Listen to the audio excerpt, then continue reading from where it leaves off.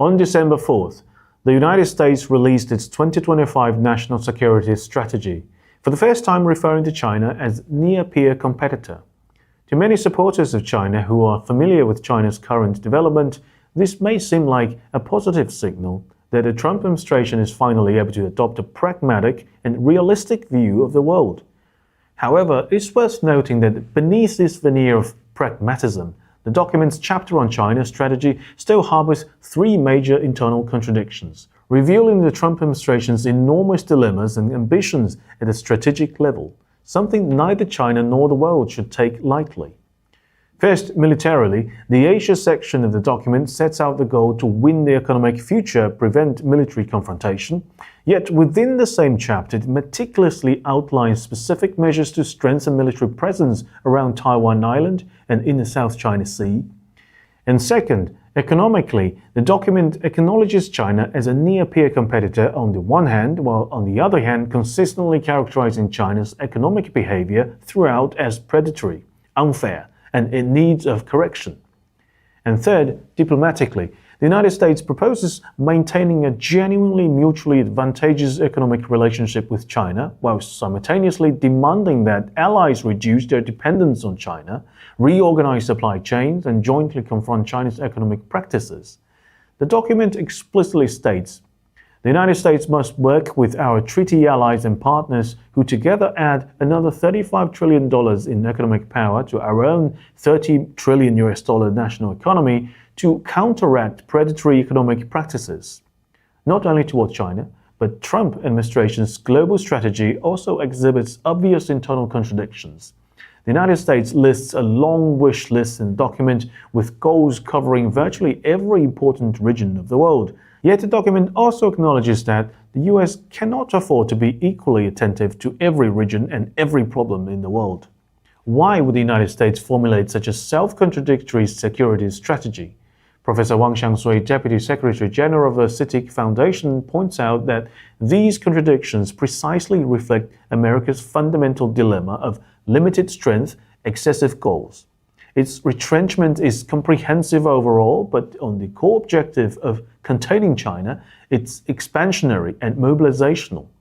The document's emphasis on retrenchment is not based on self-aware course correction, but rather explores how to systematically weaken China's strategic development capabilities while enjoying the benefits of economic and trade ties with China. Thus, this is essentially still a utilitarian containment strategy serving the maintenance of America's unipolar hegemony. For this reason, the key to interpreting this contradiction-filled American strategy lies not in analyzing its promises or contradictions word by word, but in seeing clearly the underlying logic that deliberately shapes these contradictions. The attempt to handle all international affairs with a transactional mindset. This ambition to create a world where everything can be traded is particularly evident in handling the Taiwan question. On the one hand, the United States publishes a report explicitly emphasizing the need to maintain conventional military superiority in the first island chain. On the other hand, Defense Secretary Pete Hegseth publicly stated on the same day that we are not trying to dominate or humiliate them, nor are we trying to change the status quo over Taiwan. As for the Taiwan card itself, the real calculation being made is, on the basis of acknowledging China's red lines, to continuously play the Taiwan card in order to create favorable conditions for the other transactions. In this attempt to transactionalize strategic competition, this strategy of applying pressure at the edge of red lines is the essence of the Trump administration's art of the deal, and also its greatest risk. It commodifies issues of vital national sovereignty and security, treating risky behaviors that could lead to conflict as bargaining chips.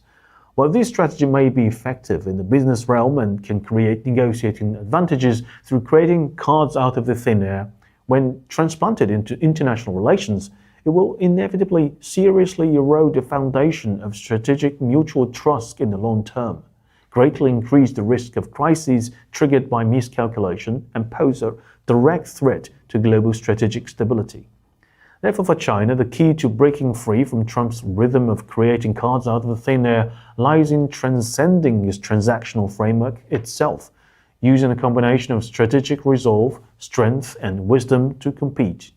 First, Through a strategic resolve, China successfully defended its core interests in the trade war initiated by Trump.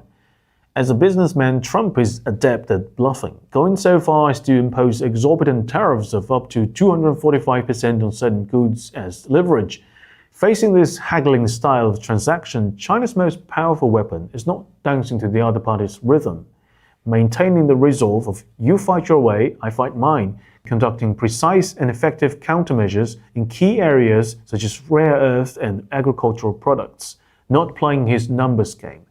The result is that the tariffs Trump's administration clamored about are often much ado about nothing, while China's countermeasures, though seemingly few, are all very powerful.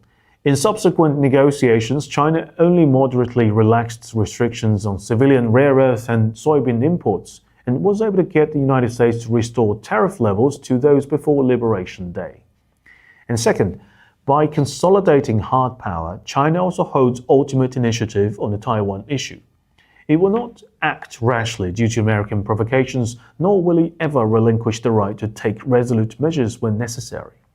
This posture of neither hasty nor rash, with clear bottom lines, is itself the most effective counter to creating cards out of the thin air. Because in 2025, the United States is merely initiator of the Taiwan card game, while with the development of China's comprehensive strength, particularly military strength, Beijing has already grasped the initiative and timing choice for ultimately resolving the Taiwan issue. Finally, while the essence of competition is victory or defeat based on strength, the essence of transaction is compromise with mutual concessions. If Trump wants to reshape an international order based on transactional rationality, then even focusing solely on the Taiwan issue, China has earlier and more successful practical experiences than he does. As early as 1972, when China's Navy and Air Force still had a significant gap with the United States, Premier Zhou Enlai, through multiple rounds of mediation combined with the special historical context of that era, got the United States to acknowledge the One China principle through 3 joint communiques. This shows that whether in the past when there was significant power disparity, or in today's era when China and the United States are near-peer competitors, China has demonstrated wisdom in shaping favorable situations through dynamic competition. Behind this is a strategic philosophy that transcends the art of the deal, not pursuing short-term bargaining chips in zero-sum games, but rather committing to consolidating a foundation of strength through continuous development, grasping timing and rhythm through strategic resolve, and ultimately creating favorable trends for resolving fundamental issues. Ultimately, this reflects 2 distinctly different worldviews at the civilizational level between China and the United States, one that views everything in the world as commodities that can be traded, and if the principle is insufficient, use bluffing and creating conflicts to make up the differences. And the other clearly draws on non-negotiable red lines but pursue maximization of mutual benefit and win-win outcomes in areas open to discussion, thereby reaching consensus.